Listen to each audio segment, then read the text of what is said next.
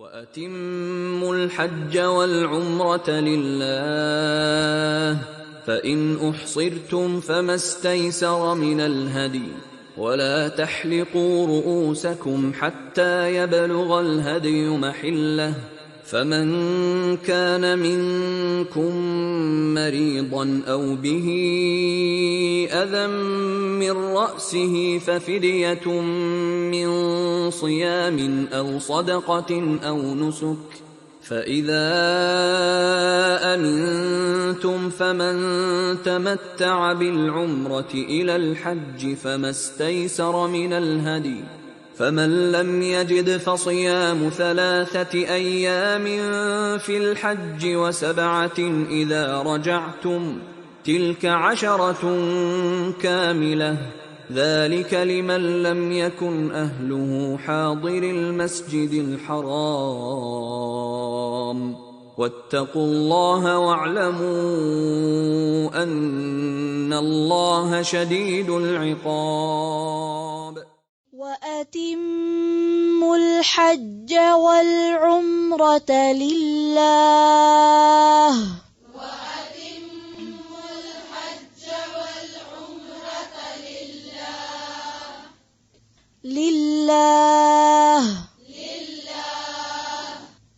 فَإِنْ أُحْصِرْتُمْ فَمَا اسْتَيْسَرَ مِنَ الْهَدْيِ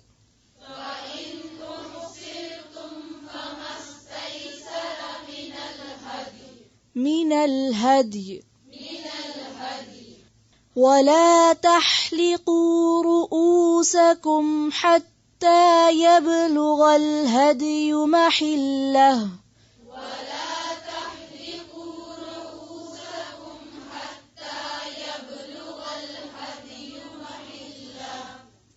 ولا تحلقوا رؤوسكم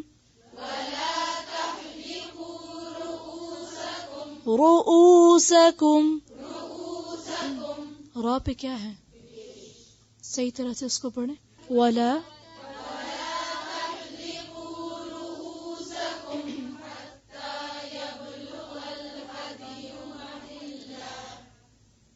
ولا تحلقوا رؤوسكم حتى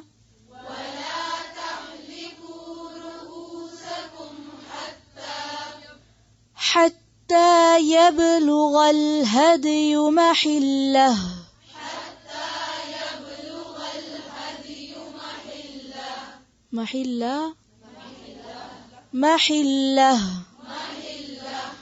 فمن كان منكم مريضا أو به أذى من رأسه ففدية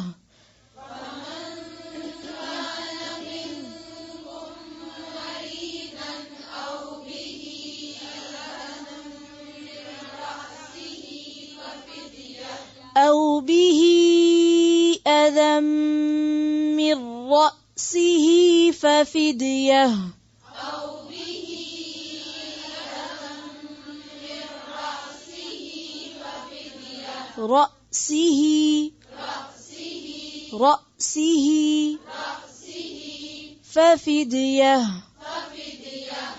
ففدية من صيام أو صدقة أو نسك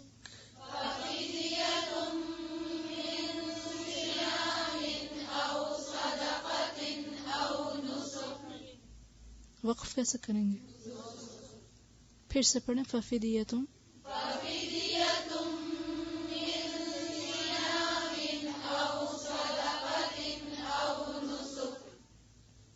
فَإِذَا أَمِنْتُمْ فَمَنْ تَمَتَّعَ بِالْعُمْرَةِ إِلَى الْحَجِّ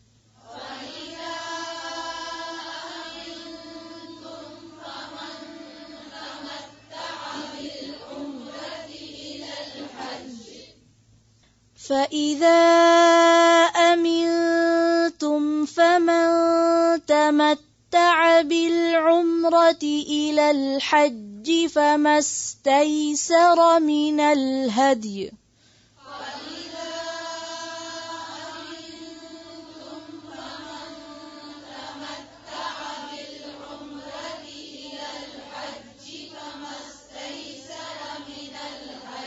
فما استيسر من الهدي فمن لم يجد فصيام 3 أيام في الحج و7 إذا رجعتم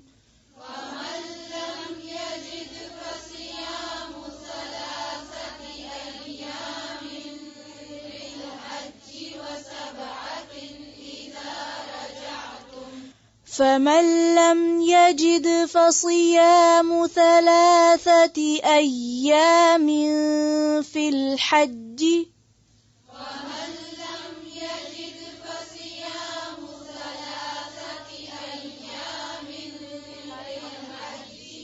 پھر سے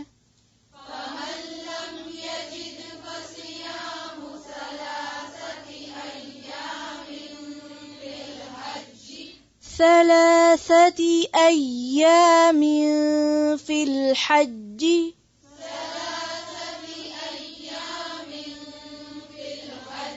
ثلاثة تا کے نیچے کیا ہے؟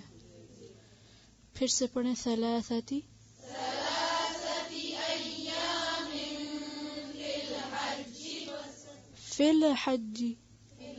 في الحج و7 إذا رجعتم و7 إذا رجعتم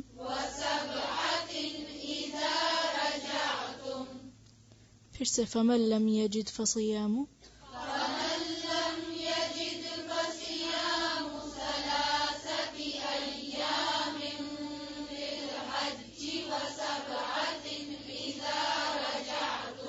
تلك 10 كاملة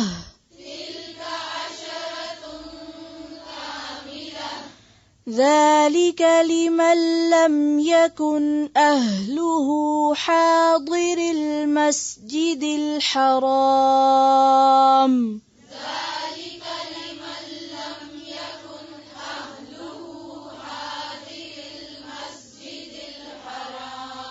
زیر زبر کا خیال رکھیں.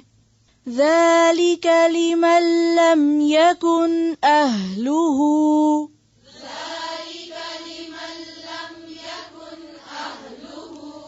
حاضر المسجد الحرام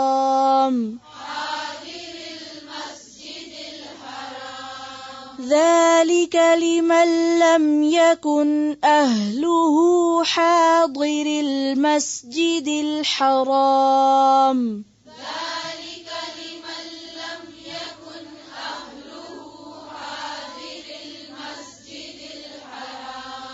واتقوا الله واعلموا أن الله شديد العقاب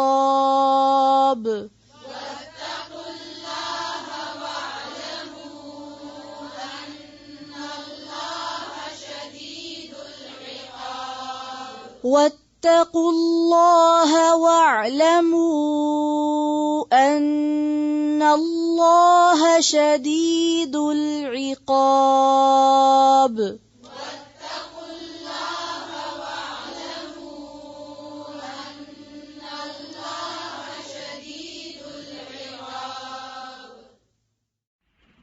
وَأَتِمُّوا اور پورا کرو الحج حج والعمرۃ اور عمرہ کو للہ اللہ کے لیے فَإِن پھر اگر احصرتم گھیر لیے جاؤ تم فما تو جو استیسر میسر آئے من الہدی قربانی سے وہ کر لو ولا اور نہ تحلقوا تم منڈاؤ رؤوسکم اپنے سروں کو حتی یہاں تک کہ یبلغا پہنچ جائے الہدی قربانی محلہ اپنی حلال گاہ کو یعنی حلال ہونے کی جگہ کو فمن تو جو کوئی کانا ہو منکم تم میں سے مریضن مریض او یا بہی اسے اذن تکلیف ہو، من رأسہ اس کے سر میں، ففدیۃ تو فدیہ دینا ہے، من صیام روزوں سے، او یا صدقۃ صدقے سے، او یا نسک قربانی سے، فَإِذَا پس جب امنتم امن میں آ جاؤ تم، فمن تو جو کوئی تمتع فائدہ اٹھائے، بالعمرتی ساتھ عمرہ کے، الی الحج حج تک، فما تو جو بھی استیسرا میسر ہو، من الہدی قربانی سے وہ کر لو، فمن پھر جو کوئی لم نہ یجد پائے، فصیام تو روزے رکھنا ہے، ثلاثتی 3 ایام دنوں کے، فی الحج حج میں، وسبعۃ اور 7 اذا جب، رجعتم لوٹو تم، تلکا یہ، عشرۃ 10 ہیں، کاملہ پورے، ذالکا یہ، لمن اس کے لیے جو، لم نہ یکن ہوں، اہلہ اس کے اہل خانہ، حاضری پاس رہنے والے، المسجدی مسجد الحرام حرام کے، واتقوا اور ڈرو، اللہ اللہ سے، وعلموا اور جان لو، انا بے شک، اللہ اللہ، شدید سخت، العقاب سزا والا ہے۔ وَأَتِمُّوا اتموا کیا روٹ ہے؟ تے میم میم، تمام کرو، پورا کرو۔ اتموا کیوں اس کی تاکید آتی ہے؟ ادھورا نہ چھوڑو، ٹھیک ہے؟ کوئی کام جب شروع کرو نیکی کا تو کیا کرو؟ پورا کرو، ٹھیک ہے؟ اب قرآن شروع کیا ہے تو اس کو، جی ہاں انشاءاللہ۔ اچھا، تو اتمو کا لفظ جو ہے یہ تمام سے ہے۔ اسی طرح اگر نماز آپ شروع کرتے اللہ اکبر کرتے ہیں تو آپ کیا ہے میں تھک گئی 2 رکعتیں پڑھ کے سلام کر سکتے؟ نہیں، کیا حکم ہے؟ پورا کرو۔ حج ارادہ کر لیا، پورا کرو، مکمل حج کرو۔ یہ نہیں کہ آدھا خود کر لیا اور آدھا کسی سے کرا لیا، اچھا میری صحیح تم کر دو، میری رمی تم کر دو، یہ نہیں، پورا کرو، خود پورا کرو۔ کیونکہ حدیث میں آتا ہے کہ انما الاعمال بخواتیمہا، اعمال جو ہیں اپنے خاتمے کے ساتھ بندے میں، یعنی آپ نے کام شروع کیا اس کو مکمل کرو، تو وہ جو مکمل کرو گے نا پھر اس کا پورا ریوارڈ تمہیں ملے گا۔ ادھورے 10 کام چھوڑ کے نہیں۔ اور کسی بھی کام کو پورا کرنے کے لیے پھر کیا کرنا پڑتا ہے؟ جان مارنی پڑتی ہے نا۔ شوق میں ہم بہت سے کام شروع کر لیتے ہیں، میں یہ بھی کروں گی، میں یہ بھی، اور پورا ایک نہ کیا، تو یہ طریقہ ٹھیک نہیں۔ کیا کرنا ہے؟ پورا کرنا۔ ہاں؟ یہ الگ بات ہے موت آ جائے، وقت ساتھ نہ دے، کوئی اور ایسی مجبوریاں آ جائیں کہ جو انسان کی بس سے باہر ہو، آپ کی لمٹ سے باہر ہو، ایسی ہو سکتا ہے۔ اسی لیے کہا نا کہ موت سے پہلے زندگی کی کیا کرو؟ قدر کرو۔ بڑھاپے سے پہلے جوانی، اور مفلسی سے پہلے مالداری کو، اور بیماری سے پہلے صحت کو، اور مصروفیت سے پہلے فراغت کو۔ کیونکہ ہم کہتے ہیں اچھا فارغ ہو کے کریں گے، کیا خبر اس سے بھی زیادہ مصروف ہو جاؤ۔ فراغت کس نے دیکھی؟ کل کس نے دیکھا؟ تو 5 چیزوں کو 5 سے پہلے غنیمت سمجھو۔ جو آج موقع ہے نا، کما لو جو کمانا ہے، کل کا نہیں پتا کیا ہوتا ہے۔ بیمار ہوتے ہیں، تندرست ہیں، جیتے ہیں، مرتے ہیں، موقع ہے نہیں، جو بھی موقع ہے اس سے فائدہ اٹھا لو۔ ایک تو یہ ہے اتمو، پورا کرو۔ دوسرا یہ کہ کاموں کو کمپلیٹ کرنا وہ ان کی خوبصورتی کو بڑھاتا ہے اور ان کے اجر کو بھی بہتر کرتا ہے۔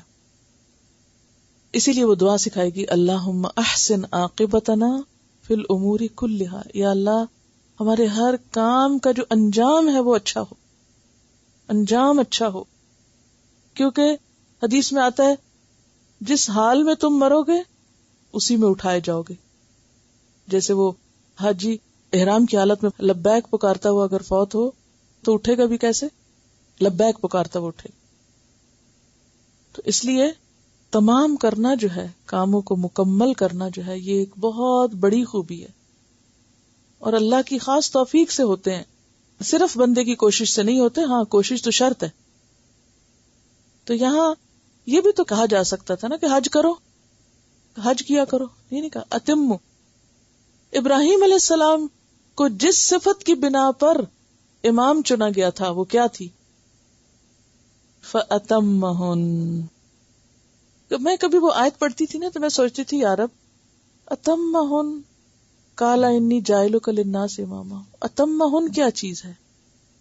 تو کاموں کو مکمل کرنا یہ کوئی معمولی بات نہیں ہے، بہت بڑی کوالٹی ہے اور اسی میں کامیابی کا راز ہے. وہ لوگ ناکام لوگ ہیں، فیلئر ہیں، جو کام شروع کریں اور چھوڑ دیں، کیونکہ مشکلیں تو آتی ہیں، یہ نہیں کہ مشکل نہیں ہوگی، لیکن بہادری اسی میں نا کہ مشکل پہ قابو پاؤ، نہ کہ گھبرا کے بھاگ جاؤ. یعنی میدان جنگ چھوڑنا جو ہے وہ کیا ہے؟ کبیرہ گناہ.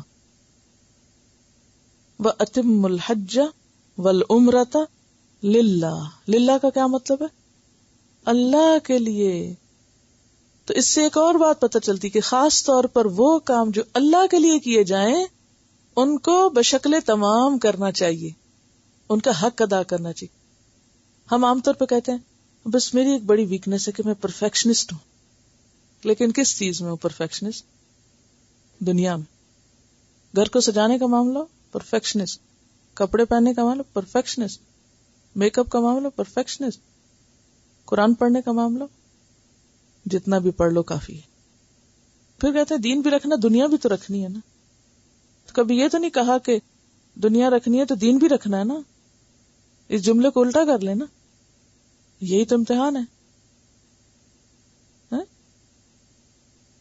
تو اتمو، تمام کرو، پورا کرو، الحج، حج کو، والعمرۃ، اور عمرے کو، للہ، اللہ کے لیے. فَإِنْ أُحْصِرْتُمْ. اب آ گئی رکاوٹیں. پھر اگر تم گھیر لیے گئے، رکاوٹ کیا ہے؟ ہے سوادرے، رکاوٹ آ جائے، یعنی پورا کرنے میں رکاوٹ آ جائے. ٹھیک ہے، تم نیت کر لی تھی، شروع کر لیا، اب پورا کرنے میں رکاوٹ آ گئی، گھیر لیے گئے، تم محاصرہ کر لیا گیا تمہارا. رکاوٹوں میں کیا ہو سکتا ہے؟ مثلاً کوئی دشمن کی رکاوٹ ہو سکتی ہے، کوئی چور ڈاکو کی رکاوٹ ہو سکتی ہے، کوئی بیماری ہو سکتی ہے، کوئی ویزے کی رکاوٹ ہو سکتی ہے. موسم تو سردی گرمی ہو، حج عمرہ روزہ وہ تو کرنا ہی پڑے گا. جی. فَإِنْ أُحْصِرْتُمْ، پھر اگر تم گھیر لیے جاؤ، یعنی روک لیے جاؤ. گھیر لیے جاؤ سے مراد یہ روک دیے جاؤ، نہیں جا سکتے.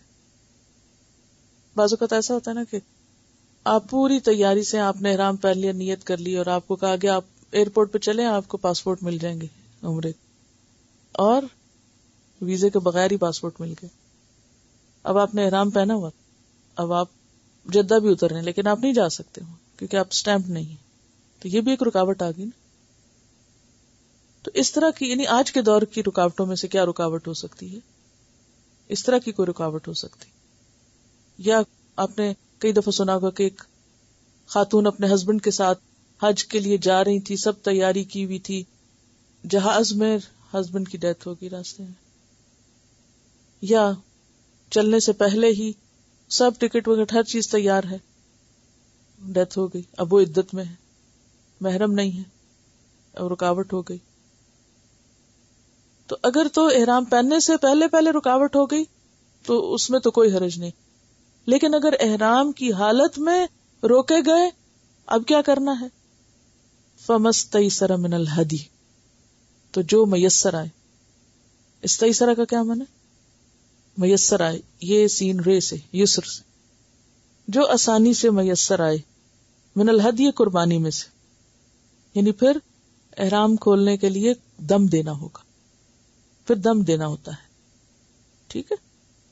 ولا تحلقوا، اور نہ تم حلق کرو یعنی منڈواؤ، ہے لام قاف، کس کو؟ رؤوسکم، اپنے سروں کو، حتی یہاں تک کہ یبلغ الہدی، پہنچ جائے، بے لام غین، ہدی قربانی، محلہ، اپنے حلال کرنے کی جگہ، یعنی جہاں حلال ہونی چاہیے. اچھا یاد رکھیے جو ہدی قربانی کو کہتے ہیں نا، تو اس قربانی کو کہتے ہیں کہ جو قربانی کے لیے حرم کی طرف بھیجی جاتی. ہر قربانی کے لیے ہدی نہیں ہوتا. ہدی قربانی کا وہ جانور جو کہاں بھیجا جاتا ہے؟ حرم میں بھیجا جاتا ہے، خواہ وہ اونٹ ہو، گائے، بکری، بھیڑ، جو بھی ہو. فمن کان منکم مریضن، تو جو کوئی تم میں سے بیمار ہو، او بہی اذن، یا ساتھ اس کے کوئی تکلیف ہو. اذن کس کو کہتے ہیں؟ اذیت کو، بیماری، تکلیف. من رأسہ، اس کے سر میں، یعنی سر میں. تو کیا کرو؟ اگر سر میں کوئی تکلیف ہے اور سر کے بال کٹوانے پڑ رہے ہیں یا منڈوانے پڑ رہے ہیں، ہٹانے پڑ رہے ہیں، ففدیۃ، تو فدیہ دینا ہے. فدیہ کس کو کہتے ہیں؟ بدلہ، معاوضہ. من صیام، روزے سے، 3 روزے. او صدقۃ، یا صدقہ، 6 مسکینوں کا کھانا. او نسک، یا قربانی، 1 بکری. فاذا امنتم، پھر جب تم امن میں آ جاؤ، یعنی بیماری سے امن آ جائے، صحت ہو جائے یا رکاوٹ دور ہو جائے. فمن تمتع، تو جو فائدہ اٹھانا چاہے، میم تے عین اس کا روٹ ہے، متاع. بالعمرۃ، ساتھ عمرے کے، الی الحج، حج تک، یعنی حج اور عمرہ ایک سفر میں کرنا چاہے. فمستیسر من الہدی، تو جو میسر آئے ہدی میں سے وہ کرے. یعنی حج تمتع کے لیے قربانی کرنی ہوگی. فمن لم یجد، تو جو کوئی نہ پائے، کیا نہ پائے؟ قربانی. حج تمتع بھی کرنا چاہتا ہے لیکن قربانی کا جانور بھی کوئی نہیں، وہ کیا کرے؟ فصیام، روزہ رکھے. کتنا؟ 3 ایام، 3 دن کے. فی الحج، حج میں، یعنی دوران حج، یعنی حج کے مہینے میں مراد. وسبعۃ، اور 7 اذا رجعتم، جب تم لوٹو. کہاں؟ اپنے گھر، اپنے ملک. تلکا، یہ، عشرۃ، 10 کاملہ، پورے. یعنی یہ پورا 10 روزہ ہوگا، چاہے آپ ایک ایک کر کے رکھیں لیکن 10 روزے رکھنے ہوں گے، اکٹھے ایٹ اسٹریچ نہیں. ٹھیک ہے؟ ویسے بھی 3 وہاں اور 7 گھر پہ آ کے. یعنی کئی لوگ غریب ہوتے ہیں نا، قربانی نہیں کر سکتے مگر حج تمتع کرنا چاہتے ہیں، تو ان کے لیے پھر کیا حکم ہے کہ اس کے بدلے میں، معاوضے میں کیا کریں؟ روزے رکھ لیں 10، 3 وہاں اور 7 گھر میں آ کے، اور 3 وہاں پورے مہینے میں 3 دن رکھ لیں کہیں. ذالک، یہ، لمن، اس کے لیے ہے، لم یکن، نہ ہو، اہلہ، اس کا اہل. اہل میں کون کون ہوتے ہیں؟ جیسے ماں باپ ہیں، جیسے بیوی بچے ہیں، یعنی جس کا اپنا گھر نہ ہو. کہاں نہ ہو؟ حاضر المسجد الحرام، مسجد حرام کے پاس. حاضری جو ہے نا، دراصل میں حاضرین تھا، حیدرے، حضر یعقوب الموت پیچھے پڑ چکے ہیں. تو حاضری سے مراد حاضر رہنے والے، یعنی باشندے، رہائشی، ریزیڈنٹس. مسجد حرام، مسجد حرام کے، یعنی جو مکہ کے رہنے والے نہ ہوں. یہ حکم مکہ والوں کے لیے کیوں نہیں؟ مکہ والے تو عمرہ کسی وقت بھی کر سکتے ہیں نا. حج 3 قسم کا ہوتا ہے نا، افراد، تمتع، قران. افراد کیا ہوتا ہے؟ اونلی حج. عام طور پہ مکہ والے حج کے دن اٹھ کے احرام پہن کے اور حج کر کے آ جاتے ہیں، عمرہ وغیرہ نہیں اس میں کرتے، صرف حج کے مناسک ادا کرتے ہیں. تمتع عموماً کون کرتا ہے؟ جو مکہ سے باہر سے آتے ہیں لوگ، یعنی دوسرے شہروں یا ملکوں سے. وہ ایک ہی سفر میں عمرہ اور حج دونوں کرتے. وہ اشہر الحرم میں پہلے جاتے، مثلا ذی القعدہ میں گئے یا ذی الحج کے شروع میں گئے، جا کے عمرہ کیا، عمرہ کر کے احرام اتار دیا، اور جب حج کا 8 تاریخ کا دن آیا تو دوبارہ احرام پہن لیا حج کا. اس کو کیا کہتے ہیں؟ حج تمتع. قران کیا ہوتا ہے؟ آپ نے حج اور عمرہ دونوں ہی کرنے ہیں، آپ ایک ہی احرام پہنتے ہیں، جا کے پہلے عمرہ کرتے ہیں اور پھر اسی احرام میں رہتے ہیں، اور پھر سارے مناسک کے حج پورے کر کے ہی احرام کھولتے ہیں. قران کا مطلب ہوتا ہے ساتھ جوڑنا، یعنی ایک احرام میں دونوں چیزیں. تمتع میں الگ الگ 2 دفعہ احرام پہننا ہوتا ہے، اور افراد میں تو ویسے ہی حج ہی ہے صرف. عمرہ سال میں کسی دن کرو چاہے روز کرو، مکہ والے تو کسی دن بھی کر سکتے ہیں. تو جو لوگ باہر سے جائیں، حج تمتع کرنا چاہیں، کیونکہ آپ صلی اللہ علیہ وسلم نے اس کو پسند فرمایا تھا، ہاں، تو وہ کیا کریں؟ قربانی کریں. قربانی نہ ہو تو کیا کریں؟ روزے رکھیں. اسی لیے فرمایا یہ حکم اس کے لیے ہے جس کا گھر بار یا جس کے گھر والے مسجد حرام کے پاس نہ ہو. واتقوا اللہ، اور اللہ سے ڈرو. پھر کیا بات ہوئی؟ واتقوا اللہ، ہلنے نہیں دیتے اللہ تعالیٰ ادھر ادھر. جو ہی ریچولز کی بات آتی ہے فوراً پکڑ ہو جاتی. واتقوا اللہ صرف ریچولز میں نہیں پڑھنا، صرف ظاہری باتوں میں نہیں. ہمارے عام ویکنس کیا ہوتی ہے کہ جب ہم ریچولز میں آتے ہیں تو بس انہی کے ہو کے رہ جاتے ہیں، تقویٰ بھول جاتے ہیں. وَاعْلَمُوا، پھر آپ دیکھیے کتنی دفعہ پھر وَاعْلَمُوا کی بات ہے. کیا مطلب ہوتا ہے وَاعْلَمُوا کا؟ جان لو کا کیا مطلب ہوتا ہے؟ علم حاصل کرو. جانا کیسے جاتا ہے؟ سیکھنے سے نا. کہ سیکھے بغیر ہی جان لیتے ہیں آپ ماں کے پیٹ سے ہی؟ ہاں خود ہی کوئی جان سکتا ہے؟ نہیں، سیکھنے سے آتا ہے. جان لو، معلوم کرو. کیا معلوم کرو؟ ان اللہ شدید العقاب. اور ہم نے کیا جانا ہوا؟ صرف ایک حصہ. ہم نے جان لیا ان اللہ غفور الرحیم، اور اللہ تعالیٰ یہاں اگرچہ ایک دوسری جگہ پر غفور الرحیم ساتھ آتا ہے، لیکن یہاں اللہ تعالیٰ نے دوسرا حصہ نہیں بیان کیا. یہ جان لو کہ اللہ سخت سزا دینے والا بھی ہے. عقاب عقوبت سے. عین قاف بے. عقب کس کو کہتے ہیں؟ ایڑی کو. ایڑی کہاں ہوتی ہے جسم میں؟ پچھلی طرف ہوتی ہے. تو عقاب کا مطلب وہ سزا جو کسی عمل کے پیچھے آئے، یعنی غلطی پر سزا. کیونکہ اللہ تعالیٰ کسی پہ ظلم تو نہیں کرتے نا، انسانوں کی اپنی غلطیاں ہوتی ہیں جن کا ان کو پھر جزا ملتی ہے. وَأَتِمُّ الْحَجَّ وَالْعُمْرَةَ لِلَّهِ، حج اور عمرہ تمام کرو اللہ کی خاطر. اللہ کے لیے حج و عمرہ پورا کرو. اس سے کیا پتہ چلتا ہے کہ عبادات کس کے لیے؟ اللہ کے لیے. اور پھر جیسا کہ پہلے میں نے عرض کیا کہ اس میں حکم ہے کہ جو جس چیز کی نیت کرو، ارادہ کرو، پھر اس کو پورا کرو، مکمل کرو، ادھورا نہ چھوڑو. فَإِنْ أُحْصِرْتُمْ، پھر اگر تم گھیر لیے جاؤ، پورا نہ کر سکو تو کیا کرو؟ یعنی آپ نے ایک کام کا ارادہ کیا اور وہ کر نہ سکے تو کیا فیل ہوتا ہے؟ ادھوری فیلنگ ہوتی ہے نا، ڈس اپوائنٹمنٹ ہوتی ہے، انسان کے اندر ایک کمی سی محسوس ہوتی.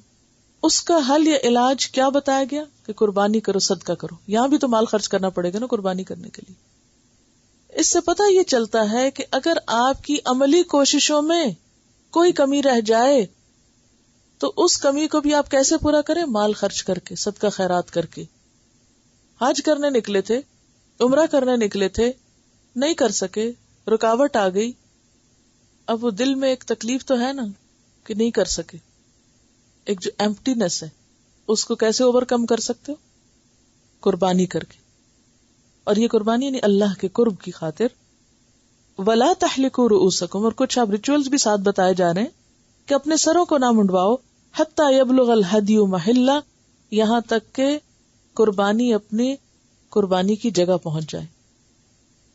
قربانی کی جگہ کون سی ہوتی ہے؟ حرم. یعنی جو دم ہوتا ہے نا، دم دینا، وہ آپ اپنے گھر میں نہیں کر سکتے. دم وہیں دیا جاتا ہے. انشاءاللہ یہ مسئلہ آگے اور وضاحت سے آئے گا. فمن کان منکم مریضا، تو جو تم میں بیمار ہو جائے، او بھی اذی من رأسہ، یا اس کے سر میں کوئی تکلیف ہو جائے، مثلا جوئیں بہت پڑ جائیں، اور یعنی بال کٹوانے، سر تو نہیں کٹوانا. ففدیۃ من صیام، تو وہ کیا کرے؟ فدیہ دے، روزے رکھ کے. اب بھئی وہ بیمار ہے، وہ روزے کیسے رکھے؟ تو جس بیماری میں روزہ رکھ سکتے ہیں، یعنی ایسی کوئی رکاوٹ ہے، مثلا جوئیں پڑ گئی ہیں یا سر کی بیماری ہے، تو روزہ تو رکھ سکتے ہیں آپ. او صدقتن، اگر روزہ نہیں رکھ سکتے تو او یعنی یا پھر کیا کرو؟ صدقہ کر دو. صدقے کو واضح کیا گیا ہے ایک اور جگہ پر حدیث میں، لِتُبَيِّنَ لِلنَّاسِ مَا نُزِّلَ إِلَيْهِمْ کے تحت 6 مسکین کا کھانا. او نسکن، یا قربانی یعنی ایک بکری قربان کرنا.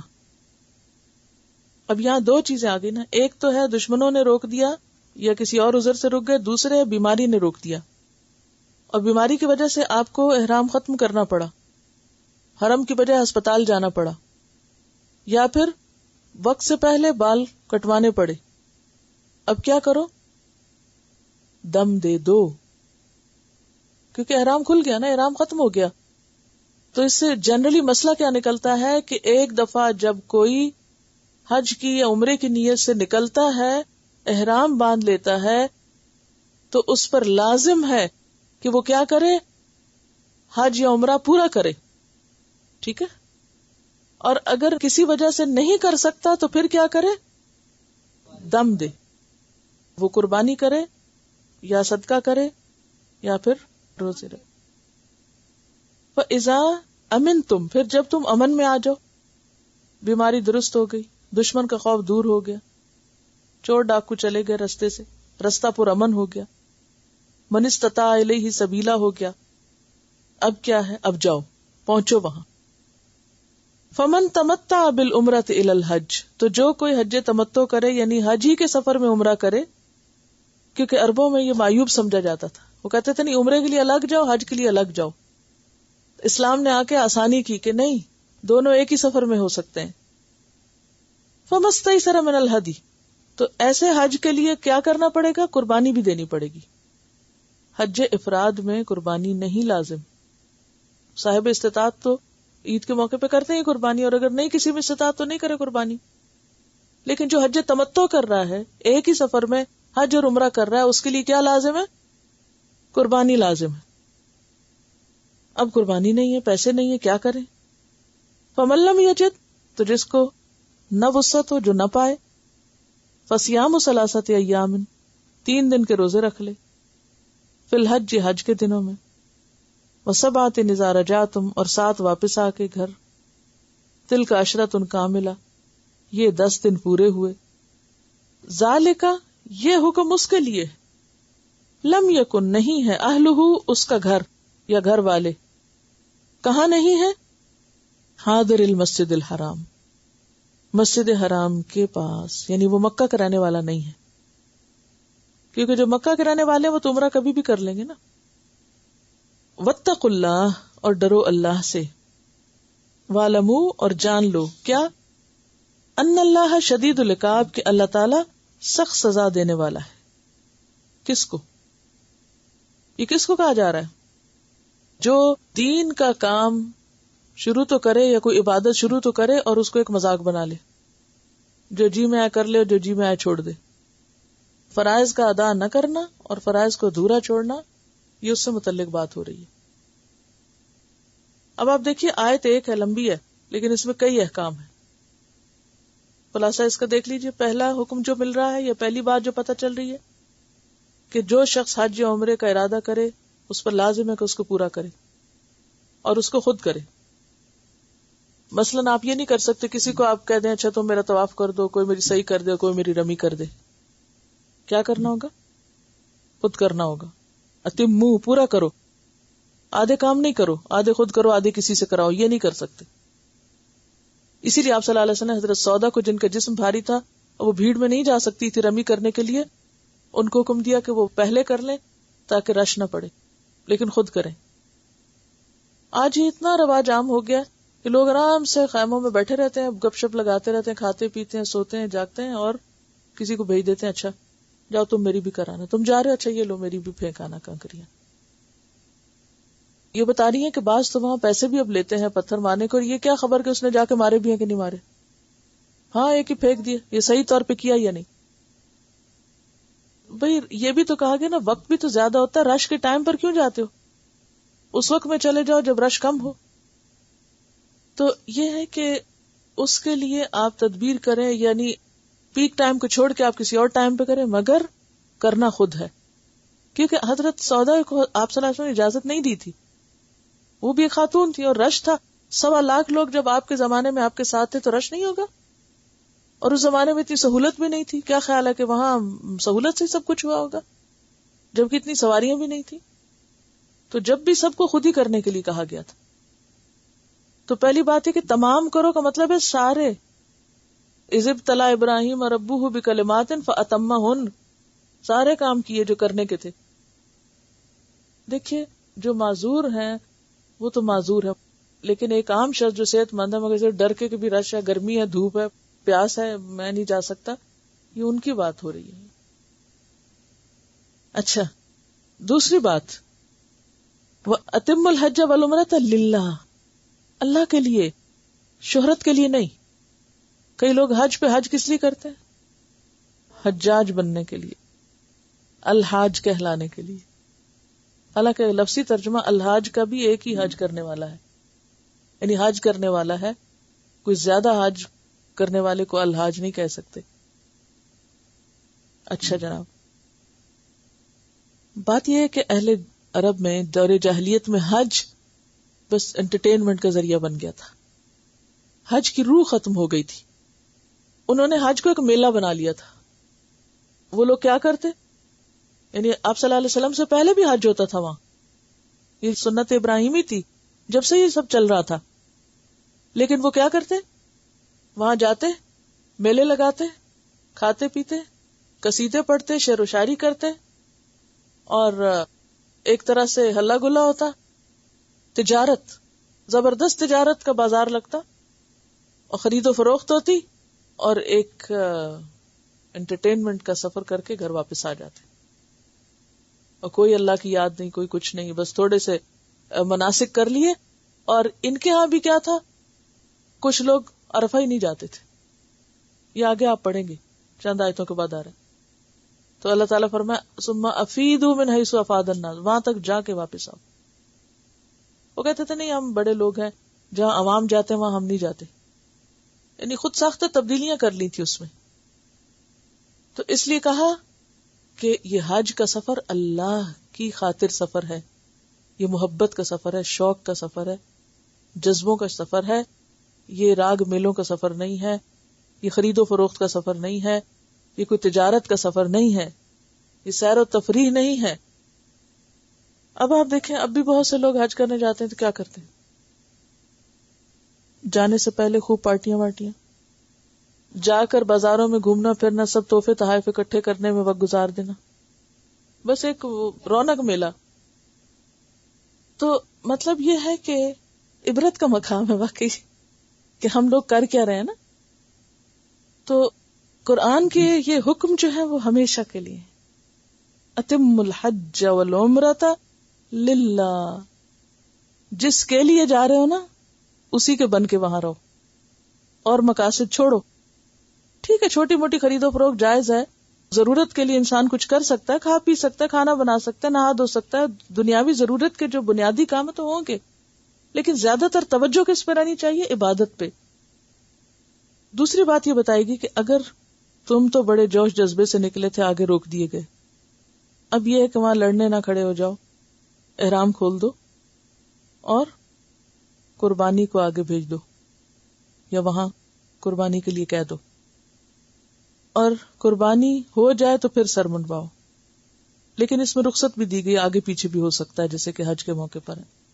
ایک شخص آیا، اس نے کہا میں نے قربانی کر لی، کسی نے کہا میں نے پہلے سر منڈوا لی، کسی نے کہا میں نے پہلے رمی کر لی ہے. تو آپ نے کہا کوئی حرج نہیں، کوئی حرج نہیں. یعنی جب وہ دن شروع ہو جائے تو ان احکامات میں آگے پیچھے کیا جا سکتا ہے، رخصت ہے، وسعت ہے. پھر اسی طرح دوسری صورت، کوئی بیمار ہو گیا، اب وہ بھی کیا کرے، فدیہ دے.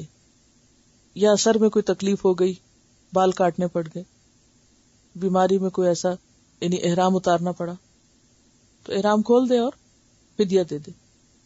یہ فدیہ کیا ہوگا، 3 روزے ہوں گے، یا صدقہ ہوگا، یا پھر قربانی ہوگی. پھر جب حالات درست ہو جائیں تو عمرہ قضا یا حج قضا کر لے انسان، جا کے نیت پوری کر لے. اس صورت میں پھر حج دوبارہ کرنی پڑے گی. فَمَن لَّمْ يَجِدْ فَصِيَامُ ثَلَاثَةِ أَيَّامٍ فِي الْحَجِّ وَسَبْعَةٍ إِذَا رَجَعْتُمْ تِلْكَ عَشَرَةٌ كَامِلَةٌ. روزے بتا دیے گئے کہ کتنے، اگر قربانی نہیں تو روزوں سے کفارہ ہو جائے گا، بدلے میں روزے ہو جائیں گے. اور یہ ان کے لیے حکم ہے کہ جو مسجد حرام کے پاس نہ رہتے ہوں. تو حج کس کو کہتے ہیں؟ اسلام کے 5 بنیادی ارکان میں سے ایک رکن ہے، جو صاحب حیثیت مسلمانوں پر فرض ہے. خاص مہینوں میں، خاص مقام پر، خاص لباس میں، خاص طریقوں پر ادا کیا جاتا ہے. اس کے فائدے اور اسباب پھر آگے کئی اس میں چیزیں آ جاتی ہیں. اس وقت پہلے میں حج کا جو طریقہ ہے اس کو شروع سے آخر تک مختصراً بیان کروں گی. اس کو لکھنے کی بالکل ضرورت نہیں ہے، سوائے اس کے کہ جہاں کوئی اہم نقطہ آئے تو ہلکا سا کوئی آپ مارک کر لیں، ورنہ نہیں. ان آیات کا آخر میں پھر خلاصہ کروں گی، یعنی تفسیر کروں گی، لیکن اس سے پہلے حج کا ایک پورا نقشہ آپ کے سامنے تازہ ہو جائے. ایون اگر آپ کر بھی چکے ہیں یا جانتے بھی ہیں تو ان آیات کو صحیح طور پر سمجھنے کے لیے ضروری ہے تاکہ آپ جو آیت جس موقع کی مناسبت سے ہے اس کو پہچان سکے. کیونکہ دوبارہ جب میں آیات کی تفسیر پر آؤں گی تو میں ان مواقع کی نشاندہی بھی کرتی چلی جاؤں گی. اعوذ باللہ من الشیطان الرجیم. بسم اللہ الرحمن الرحیم. حج اسلام کے بنیادی ارکان میں سے ایک رکن ہے جو ساری زندگی میں صرف ایک بار فرض ہے. حج مبرور یعنی جو پورے مناسک کی صحیح پابندی کے ساتھ ادا کیا جاتا ہے اللہ کی خاطر، اس کی جزا جنت ہے. ایمان باللہ کے بعد سب سے افضل عمل ہے یعنی عبادات میں. خواتین، بوڑھے اور کمزور لوگوں کو حج کا ثواب جہاد کے برابر ملتا ہے. حج اور عمرہ کرنے والوں کی دعائیں قبول ہوتی ہیں. اگر کوئی حج پر جاتے ہوئے راستے میں فوت ہو جائے تو بھی اس کو حج کا پورا ثواب مل جاتا ہے. استطاعت رکھنے والوں پر حج کرنا فرض ہے. وَلِلَّهِ عَلَى النَّاسِ حِجُّ الْبَيْتِ مَنِ اسْتَطَاعَ إِلَيْهِ سَبِيلًا وَمَنْ كَفَرَ فَإِنَّ اللَّهَ غَنِيٌّ عَنِ الْعَالَمِينَ. لوگوں پر اللہ کا یہ حق ہے کہ جو اس گھر تک پہنچنے کی استطاعت رکھتا ہو وہ اس کا حج کرے، اور جو کوئی اس حکم کی پیروی سے انکار کرے تو اسے معلوم ہونا چاہیے کہ اللہ تمام دنیا والوں سے بے نیاز ہے. مرنے والے پر حج فرض ہو تو اس کے وارثوں کو اس کی طرف سے حج بدل کرنا چاہیے. حج کثیر المقاصد اور کثیر الفوائد عبادت ہے، یعنی اس کے بہت سے مقاصد ہیں اور اس کے بہت سے فائدے بھی ہیں. یعنی محض یہ ایک ریچول یا ایک عبادت ہی نہیں، اس کے بہت گہرے اثرات ہوتے ہیں انسانی زندگی پر بحیثیت ایک انسان کے اور بحیثیت ایک اسلامی معاشرے کے فرد کے. اور جیسا کہ آپ جانتے ہیں کہ ان آیات کا یہاں وجود ایک خاص کانٹیکس میں بھی ہے کہ امت مسلمہ کو اپنے اصل مقصد کی ادائیگی کے لیے تیار کرنے میں جو چیزیں مددگار ہیں ان میں سے ایک حج بھی ہے. حج کے بہت سے مقاصد اور فوائد ہیں اور یہ ہر مالدار، آزاد، عاقل مسلمان مرد اور عورت پر فرض ہے. لیکن سفر حج کے لیے عورت کے ساتھ خاوند یا محرم کا ہونا ضروری ہے. حج یا عمرہ ادا کرنے کے لیے میقات سے بغیر احرام کے گزرنا درست نہیں. میقات وہ حدود ہیں جن سے آگے جانے کے لیے سفر حج میں احرام ضروری ہوتا ہے. اگر خواتین حالت حیض میں ہوں تو بھی میقات سے احرام کی نیت کرنا ضروری ہے. بیرونی دنیا سے آنے والے حجاج عموماً حج تمتع کی نیت کرتے ہیں. لوکلز جو ہیں وہ افراد کی، اور عموماً جو مملکت سعودی عرب سے باہر کے لوگ ہیں وہ ایک ہی سفر میں حج اور عمرہ دونوں کرتے ہیں، جو حج تمتع کہلاتا ہے، یا قران جو ایک ہی احرام میں حج اور عمرہ. ان تین کی اقسام کا فرق انشاءاللہ آگے بھی آئے گا، سورۃ الحج میں بھی یہ مضمون دہرایا جائے گا. اس کے لیے ایام حج سے پہلے مکہ پہنچ کر عمرہ ادا کیا جائے گا، یعنی حج تمتع کی صورت میں. خواتین اگر حیض کی وجہ سے عمرہ ادا نہ کر سکیں تو ایام حیض ختم ہونے کے بعد حدود حرم سے باہر تنعیم میں مسجد عائشہ سے احرام باندھ کر عمرہ ادا کر سکتی ہیں، جیسے حضرت عائشہ نے کیا تھا. جب سب لوگوں نے حج اور عمرہ دونوں کیا تو انہوں نے کہا کہ کیا میں صرف حج کر کے چلی جاؤں گی، میں بھی اسی سفر میں عمرے کا فائدہ بھی حاصل کرنا چاہتی ہوں. تو آپ نے پھر سارے قافلے کو ان کی خاطر روک دیا تھا اور ان کے بھائی کو ان کے ساتھ تنعیم تک بھیجا، جو حرم کی حدود سے باہر ایک جگہ ہے جہاں آج کل مسجد عائشہ کے نام سے مسجد بھی موجود ہے. وہاں سے وہ دوبارہ احرام پہن کر آ کر عمرہ کر کے پھر ساتھ واپس گئی تھی. یعنی نیکی کرنے میں عورت کا بھی اتنا ہی حق ہے جتنا مرد کا.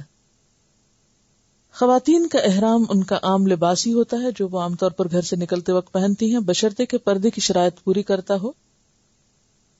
خواتین حالت احرام میں زیور، گھڑی، اینک وغیرہ استعمال کر سکتی ہیں، لیکن چمکنے والا زیور نہ ہو تو بہتر. نیز رنگین کپڑے بھی پہن سکتی ہیں. عام طور پر یہ خیال ہوتا ہے کہ شاید سفید کپڑے ہی پہننا ضروری ہے احرام کے لیے، تو ایسا نہیں. بخاری میں ہے کہ حضرت عائشہ رضی اللہ عنہا کے نزدیک عورت کے لیے حالت احرام میں زیور پہننے سیاہ اور گلابی رنگ کا کپڑا پہننے جو گھر میں عام طور پہ ہم پہنتے ہیں، اور موزے پہننے میں کوئی حرج نہیں، لیکن خوشبو اور میک اپ کا استعمال درست نہیں۔ اسی طرح بال کاٹنا بھی منع ہے۔ خواتین کے احرام میں سلا ہوا نقاب اور دستانوں کا استعمال ممنوع ہے۔ سلے ہوئے نقاب کی بجائے خواتین ایسی اوڑھنی اوڑھ سکتی ہیں جسے بوقت ضرورت چہرے کے سامنے کیا جا سکتا ہے۔ ایسے میں اگر وہ چہرے کو چھو بھی لے تو کوئی حرج نہیں، کیونکہ کسی حدیث سے کپڑے کے چہرے پہ لگنے کی ممانعت نہیں آئی، سلے ہوئے نقاب کی بات آتی ہے۔ حضرت عائشہ فرماتی ہیں کہ ہم رسول اللہ صلی اللہ علیہ وسلم کے ساتھ حالت احرام میں تھیں، قافلے ہمارے سامنے سے گزرتے تھے، جب وہ سامنے آتے تو ہم اپنی چادریں منہ پر لٹکا لیتی، جب وہ گزر جاتے تو ہم کھول لیتی۔ حالت احرام میں سر اور بدن پہ خارج جائز ہے، لیکن جنسی افعال یا گفتگو، لڑائی جھگڑا اور کسی کو تکلیف دینا منع ہے۔ احرام کی نیت کرنے کے بعد زیادہ سے زیادہ تلبیہ پڑھنا پسندیدہ ہے۔ تلبیہ کے الفاظ ہیں لبیک اللہم لبیک، لبیک لا شریک لک لبیک، ان الحمد والنعمت لک والملک لا شریک لک۔ حاضر ہوں اے اللہ، میں حاضر ہوں، میں حاضر ہوں، تیرا کوئی شریک نہیں، میں حاضر ہوں، بے شک ہم تیرے ہی لائق ہے، ساری نعمتیں تیری ہی دی ہوئی ہیں، بادشاہی تیری ہی ہے اور تیرا کوئی شریک نہیں۔ تلبیہ یعنی یہ الفاظ اس وقت تک پڑھے جائیں گے جب تک کہ طواف شروع نہ ہو جائے۔ حج کا احرام باندھنے اور تلبیہ کہنے کے بعد ایک مرتبہ اللہم حجۃ لا ریاء فیہا ولا سمعۃ کہنا مسنون ہے۔ یہ دعا جس کا معنی ہے اے اللہ ایسے حج کی توفیق دے جس میں نہ دکھاوا مقصود ہو نہ شہرت۔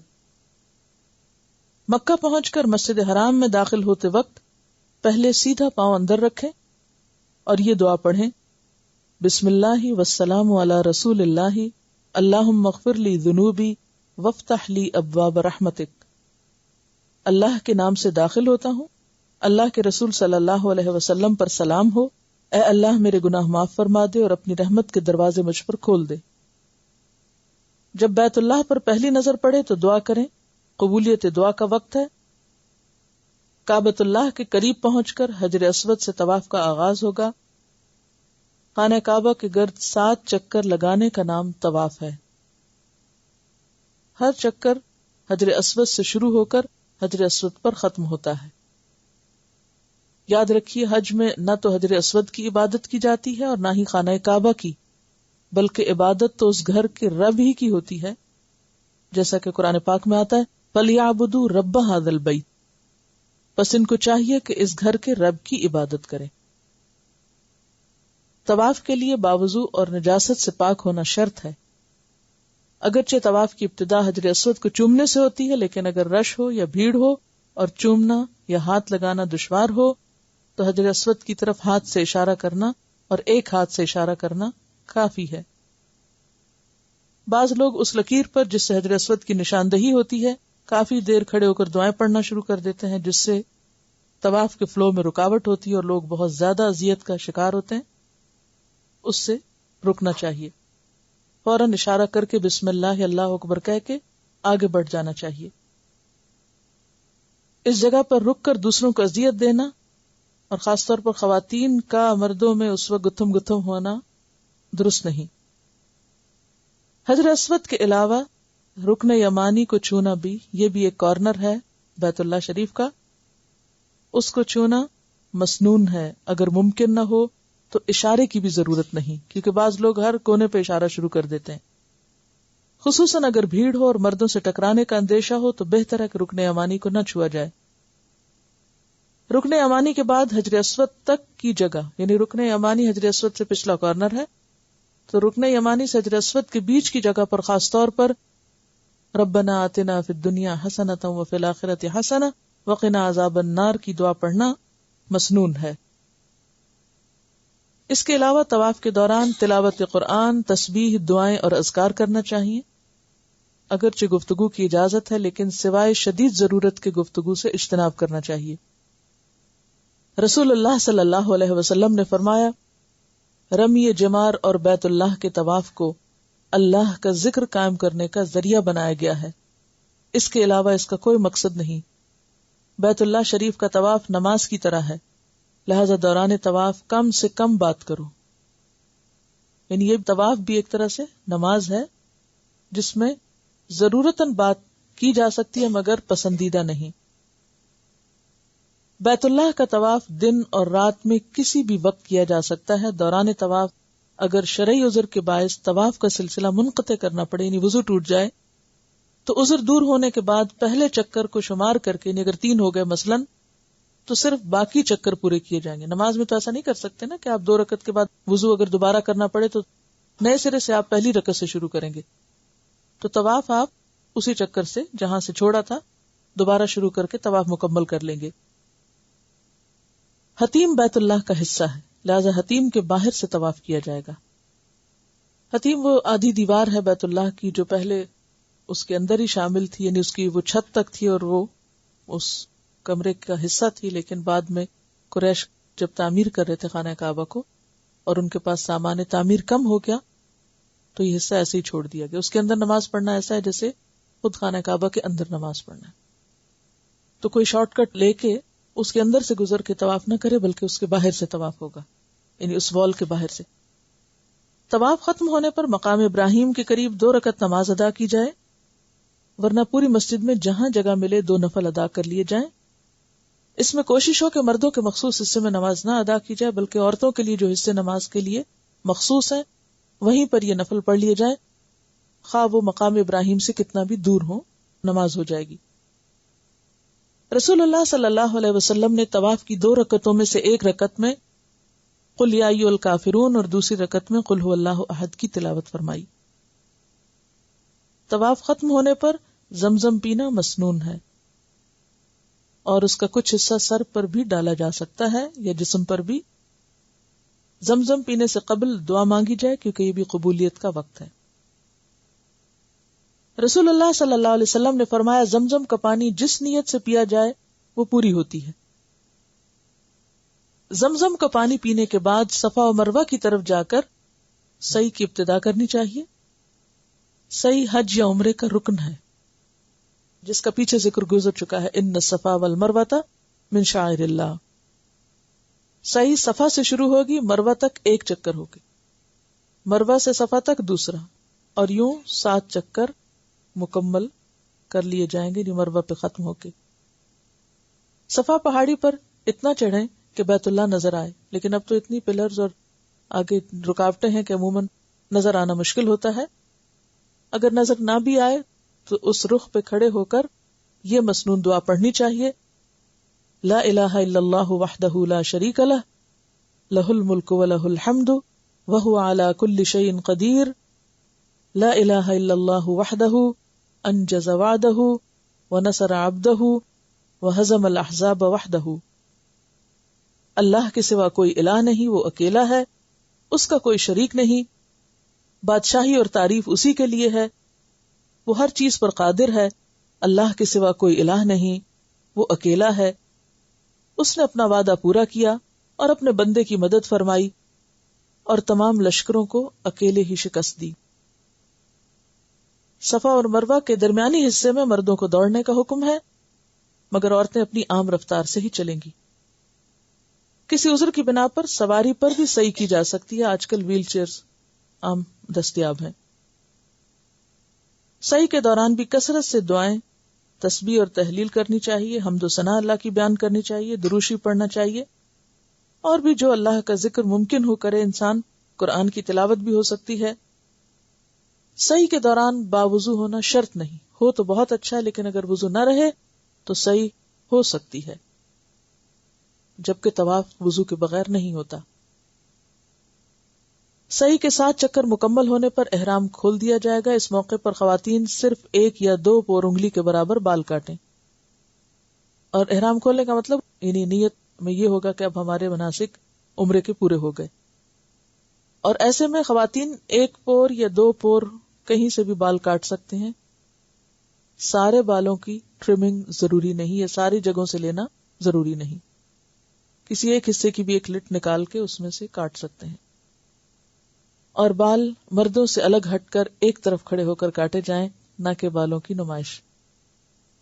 عمرہ مکمل ہونے پر جب مسجد سے باہر نکلیں تو بایاں پاؤں پہلے نکالیں اور یہ دعا پڑھیں، بسم اللہ والسلام علی رسول اللہ، اللہم اغفر لی ذنوبی وافتح لی ابواب فضلک۔ اللہ کے نام کے ساتھ مسجد سے نکلتا ہوں، اللہ کے رسول پر سلام ہو، اے اللہ میرے گناہ معاف فرما اور اپنے فضل کے دروازے میرے لیے کھول دے۔ عمرے کی ادائیگی کے بعد ایام حج تک قیام مکہ کے دوران اگر آپ مسجد حرام میں نماز پڑھ رہے ہیں تو اس صورت میں باجماعت نماز کی ادائیگی کا طریقہ اچھی طرح سیکھ لیں، خصوصاً خواتین۔ اس موقع پر کیونکہ حرم میں ایک نماز کا ثواب 1,00,000 نمازوں کے برابر ہے، اس لیے عورتیں بھی جب وہاں جا کر نماز پڑھتی ہیں تو پھر انہیں طریقہ بھی آنا چاہیے کہ امام کے پیچھے نماز کیسے ادا ہوگی۔ اس موقع پر کچھ چیزوں کا خاص خیال رکھیں، خصوصاً صف بنانے کا اور امام کی پیروی کا، کہ اس سے پہلے سر نہ اٹھائیں وغیرہ وغیرہ۔ اگر کوئی دور کھڑا ہے تو خود جڑنے کی کوشش کریں، صفیں برابر ہوں، کیونکہ صفوں کی درستگی نماز کے قیام کا حصہ ہے۔ نماز میں امام سے پہلے نہ رکوع اور نہ سجدے کی طرف جائیں اور نہ ہی سر پہلے اٹھائیں، ہر سٹیپ پر امام کی اقتداء لازم ہے۔ اسی طرح حرم پاک میں فرض نماز کے بعد عموماً نماز جنازہ پڑھی جاتی ہے، چونکہ خواتین وہاں موجود ہوتی ہیں، اس لیے اگر وہ بھی نماز میں شریک ہونا چاہیں تو کوئی حرج نہیں، ثواب کا کام ہے۔ کیونکہ آپ خصوصی طور پر اس نیت سے نہیں گئے لیکن موجود ہیں تو وقت سے فائدہ اٹھائیں۔ آپ اپنے لیے کیا چاہیں گے کہ آپ کا جنازہ رکھا ہو تو جتنے بھی لوگ ہیں کم ہیں، تو اسی طرح اگر آپ دوسروں کے لیے اٹھ جاتے ہیں انشاءاللہ آپ کے لیے بھی اللہ تعالیٰ بہترین انتظام کرے گا، کیونکہ جو کسی کی مدد میں ہوتا ہے اللہ تعالیٰ اس کی مدد فرماتا ہے۔ تو ایسے میں پھر نماز جنازہ ادا کرنے کا طریقہ بھی آنا چاہیے۔ ویسے انڈو پاک کی خواتین کے علاوہ تقریباً تمام خواتین پڑھ رہی ہوتی ہیں، اور میت کی بخشش کی مسنون دعا بھی یاد کر لی جائے تو بہتر ہے۔ اب ایام حج کیا ہے؟ یہ تو تھا عمرہ۔ ایام حج، حج تمتع کی آپ نے نیت کی، اپنے گھر سے جب چلے تو پہلے عمرے کی نیت کریں گے، ارادہ حج کا بھی ساتھ ہے، لیکن پہلے عمرہ کر کے احرام کھول دیا، اب آپ آرام سے مسجد میں جائیں آئیں عبادت کریں۔ اب آپ کا حج 8 ذو الحج کو شروع ہوگا، یعنی ایام حج اب شروع ہو رہے ہیں، جن میں سب سے پہلا دن 8 ذو الحج ہے، جس کو یوم الترویہ کہا جاتا ہے۔ ترویہ کا معنی ہوتا ہے اونٹوں کو سیراب کرنا۔ تو اہل عرب حج پہ جانے سے پہلے اونٹوں کو خوب پانی پلا لیتے تھے کہ آئندہ 8 دن اگر ان کو پانی نہ بھی ملے تو کام چل جائے۔ آج کے دور میں لوگ کیا کرتے ہیں؟ گاڑیوں کو خوب پیٹرول سے سیراب کر لیتے ہیں، یعنی خوب اس میں پیٹرول بھر لیتے ہیں۔ تو ایام حج ذو الحج کی 8 تاریخ کو شروع ہوتے ہیں، جسے یوم الترویہ کہا جاتا ہے۔ اس روز آپ اپنی رہائش گاہ سے، اپنے ہوٹل وغیرہ سے احرام باندھ سکتے ہیں۔ لبیک حجن کہہ کر حج کی نیت کریں اور ساتھ ہی تلبیہ شروع کر دیں۔ بہترین حج اس کو شمار کیا گیا جس میں تلبیہ کی کثرت، اور تلبیہ کیا ہے؟ لبیک پکارنا۔ یعنی اب آپ کا سب سے بہترین ذکر حالت احرام میں کیا ہوگا؟ تلبیہ۔ کیونکہ عموماً لوگ پوچھتے ہیں نا یہاں سے جانے سے پہلے کیا آپ بتائیے کہ وہاں کیا خاص کام کرنا چاہیے، تو کوئی ایک خاص کام نہیں، مسنون طریقے پر عمرہ یا حج ادا کرنا ہی خاص کام ہے، کہ جس موقع پر آپ صلی اللہ علیہ وسلم نے جو کچھ کیا، جس جگہ جو دعا مانگی اس جگہ وہ دعا پڑھنا خاص کام ہے، اور جو کام جس وقت جس دن جس موقع پر جس طریقے سے کیا وہی کرنا خاص کام ہے۔ کوئی ایک خاص کام نہیں ہے حج میں یا عمرے میں۔ تو ظہر سے پہلے تلبیہ کہتے ہوئے منا پہنچے، وہاں ظہر، عصر، مغرب، عشاء اور فجر کی 5 نمازیں ادا کریں۔ یہ مسنون طریقہ ہے، اگر لوگ لیٹ ہو جائیں، بعض اوقات گاڑی نہیں ملتی یا رش میں لوگ پھنس جاتے ہیں تو ظہر نکل جاتی ہے یا عصر بھی لیٹ ہو جاتی ہے، مغرب تک پہنچتے ہیں تو بھی کوئی حرج نہیں، لیکن آپ صلی اللہ علیہ وسلم نے 5 نمازیں یہاں ادا کی تھی۔ خواتین حالت حیض میں طواف کے علاوہ باقی تمام ارکان حج ادا کر سکتی ہیں، کیونکہ بہت سی خواتین بار بار پوچھتی ہیں کہ اگر ہمیں پیریڈز ہوں تو ہمارا حج کیسے ہوگا؟ سب کچھ ہو جائے گا، صرف طواف نہیں کرنا، اور طواف آپ پاک ہونے کے فوراً بعد کر سکتے ہیں۔ اگلا دن 9 تاریخ ہے۔ 9 ذو الحج کو یوم عرفہ کہا جاتا ہے۔ 8 تاریخ کو کیا کہا جاتا ہے؟ یوم الترویہ۔ 9 تاریخ کیا ہے؟ یوم عرفہ۔ سورج طلوع ہونے کے بعد منا سے عرفات کی طرف روانگی ہوگی. مکہ سے آپ کہاں آئے؟ منا آئے. منا سے اب آپ کہاں جائیں گے؟ عرفہ کی طرف جائیں گے. مکہ سے منا کب آئے؟ 8 کو. پھر یہاں رات گزاری، صبح نماز فجر پڑھ کے سورج نکلنے کے بعد یہاں سے چلے عرفہ کی طرف آئے. 9 ذو الحج کو یوم عرفہ کہا جاتا ہے. سورج طلوع ہونے کے بعد منا سے عرفات کی طرف روانگی ہوگی. راستے میں کثرت سے تلبیہ پڑھا جائے گا اور اس کے علاوہ تکبیرات بھی. یہ خاص ذکر ہے اب رستے کا. زوال آفتاب کے بعد امام کا خطبہ ہوتا ہے. پھر ظہر اور عصر کی نمازیں ادا کی جاتی ہیں. اس روز میدان عرفات میں زوال آفتاب کے بعد سے لے کر، زوال آفتاب کس کو کہتے ہیں؟ سورج ڈوبنے کو؟ نہیں، کس کو؟ ڈھلنے کو، یعنی جب ظہر کا وقت شروع ہو جاتا ہے. غروب آفتاب تک قبلہ رخ کھڑے ہو کر دعائیں مانگنا مسنون عمل ہے. آپ صلی اللہ علیہ وسلم مسلسل کھڑے رہے اور ہاتھ اٹھا کر دعائیں مانگی آپ نے. حتیٰ کہ آپ کا کوڑا گر گیا تو آپ نے ایک ہاتھ سے اٹھایا اور دوسرا ہاتھ آپ نے کھڑا ہی رکھا. تو اس سے پتہ چلتا ہے کہ اس دن قبلہ رخ کھڑے ہو کر ہاتھ اٹھا کر دعائیں مانگنا زیادہ بہتر.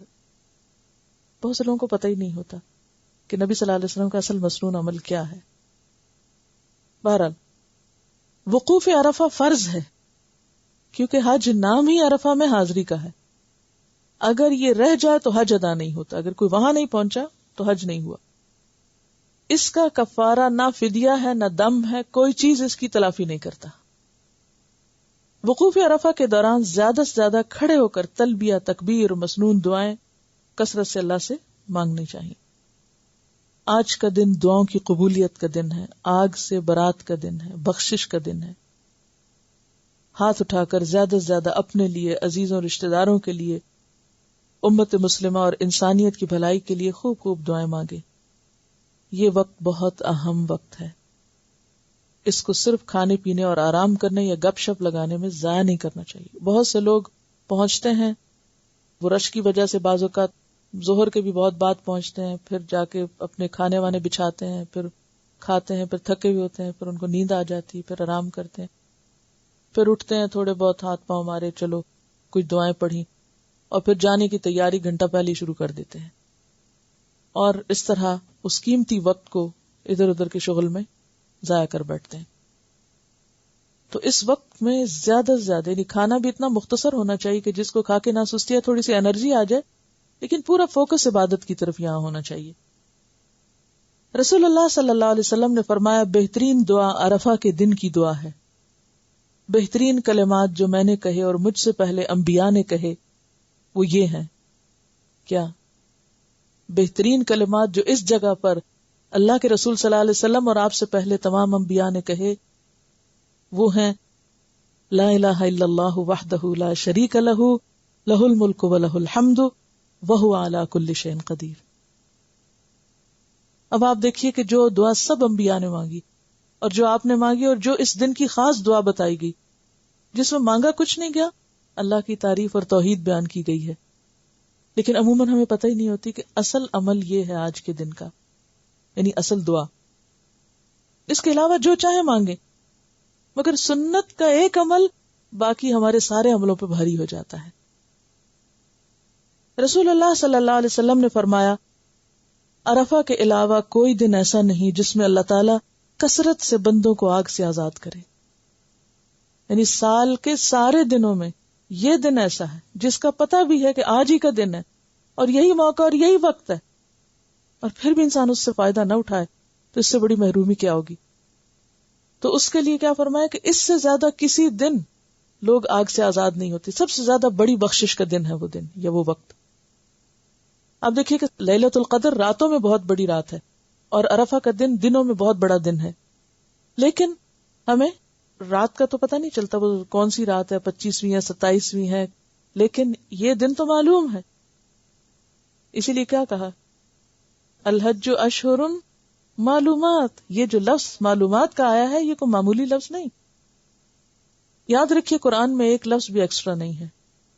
کہ جو ایسے ہی بس فیلنگ کر دی گئی ہو کہ چلو یہاں یہ، یعنی معلوم ہے، اس معلوم لفظ پر بھی توجہ رکھیے کہ مثلا لیلۃ القدر کی رات معلوم نہیں ہے آپ کو، مگر عرفہ کا دن معلوم ہے کہ آج ہی کا دن ہے، لہذا اس میں کثرت سے اللہ سے دعا کرنی چاہیے. وقوف کے لیے قبلہ رخ کھڑے ہو کر ہاتھ اٹھا کے دعائیں مانگنی چاہیے. اگر کوئی شخص بیمار ہے، ویل چیئر پہ کھڑے نہیں ہو سکتا تو اس کا تو عذر ہے، وہ بیٹھ کے بھی مانگے، لیکن لیٹ کے آرام کرنا، سوئے رہنا، ادھر ادھر ہونا، یہ نقصان دہ ہے. اگرچہ حج ہو جائے گا، فرض ادا ہو جائے گا اس کا بھی، جو بے شک بے ہوش بھی رہا اور ادھر لیٹا، کیونکہ کئی لوگ ان کو سن سٹروک ہو جاتا ہے یا نہیں برداشت کر پاتے وہ ساری شدتیں، تو بے ہوش بھی ہوئے رہتے ہیں، لیکن اگر انہیں وہاں پہنچا دیا گیا تو حج ان کا ہو گیا، فریضہ ادا ہو گیا.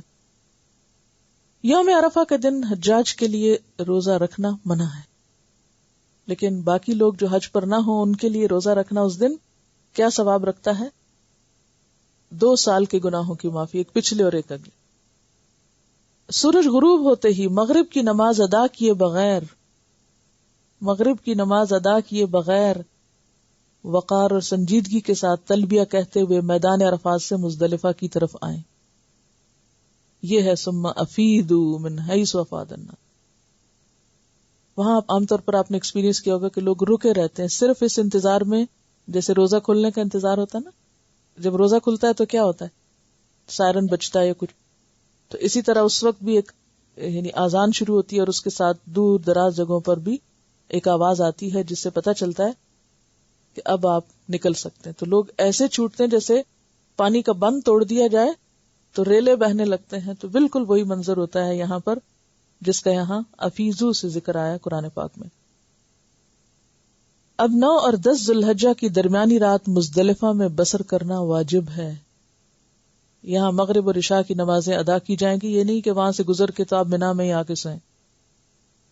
مزدلفہ کی تمام رات جاگ کر عبادت کرنے کی بجائے اس کے کچھ حصے میں سونا مسنون ہے، کیونکہ آپ صلی اللہ علیہ وسلم سوئے تھے. نماز فجر کے بعد قبلہ رخ کھڑے ہو کر روشنی کے پھیلنے تک مشعر حرام کے قریب ہاتھ اٹھا کر خوب خوب دعائیں مانگے. اب وہاں پر مسجد ہے، یعنی مشعر حرام جو ہے اس کے قریب کھڑے ہونا افضل ہے، لیکن اگر آپ کو معلم نے وہ اتارا ہے دور تو پھر آپ چل چل کے وہاں پہنچیں گے تو مشکل ہوگی. اب جہاں ہیں بس یہ کہ مزدلفہ کے اندر ہیں، وہیں پر کھڑے ہو کر دعا مانگنا، یہ بھی مسنون عمل ہے، کھڑے ہو کر. بہت سی دعائیں ہم بیٹھ کے مانگتے ہیں، لیکن یہاں پر بھی قبلہ رخ کھڑے ہو کر روشنی کے پھیلنے تک مشعر حرام کے قریب خوب خوب دعائیں مانگے، پھر تلبیہ پڑھتے ہوئے سکون اور وقار کے ساتھ مزدلفہ سے منا کی طرف روانہ ہو جائیں. اب کون سا دن شروع ہو گیا؟ 10 تاریخ. یہ دن یوم النحر کہلاتا ہے، قربانی کا دن ہے. اس روز منا پہنچ کر سب سے پہلے جمرہ عقبہ کو رمی کی جاتی ہے. عقبہ کہتے ہیں پیچھے والے حصے کو، یعنی جو مکہ کے قریب ہے، آخری والا. پھر قربانی اور پھر بال کٹوائے جاتے ہیں، منڈوائے جاتے ہیں یا پھر کٹوائے جاتے ہیں. اگر اس ترتیب میں کچھ فرق بھی ہو جائے تو کوئی حرج نہیں، اس میں رخصت ہے. یعنی پہلے رمی کر لی یا بعد میں کر لی، یا پہلے قربانی ہو گئی اور بعد میں بال کاٹے، یا پہلے بال کاٹ لی اور بعد میں قربانی ہو گئی، اس میں سہولت ہے. اس کے بعد مکہ مکرمہ جا کر طواف افاضہ کیا جاتا ہے. اگر بھیڑ اور رش کی وجہ سے سیم ڈے یا اسی دن آپ نہ طواف پہ جا سکے، دن کو نہ جا سکے تو رات کو چلے جائیں، رات بھی نہ جا سکے تو اگلے دن تک بھی آپ جا سکتے ہیں. کیونکہ جتنے زیادہ رش ہو گیا تو اس میں بازو کا سب لوگ یہ سمجھتے ہیں کہ آج ہی کرنا ضروری ہے، تو اس میں رش نہ ہو. اور خواتین جو پاک نہ ہو وہ 1 دن 2 دن 3 دن 4 دن تک ٹھہر کر بعد میں طواف کر لیں. اگر آج آپ کسی وجہ سے طواف نہ کر سکیں تو اگلے روز یا اس کے بعد بھی طواف کیا جا سکتا ہے. خصوصاً خواتین اگر حالت حیض میں ہو تو آئندہ چند روز میں پاک ہونے کے بعد طواف کر سکتی ہیں. یاد رکھیے یہ طواف فرض ہے، اس کے بغیر حج مکمل نہ ہوگا اور اس کا کوئی کفارہ نہیں کہ یہ کہے کہ چلو دم دے دیں اور اس طواف کی معافی ہو جائے. یہ حج کا دوسرا بڑا رکن ہے.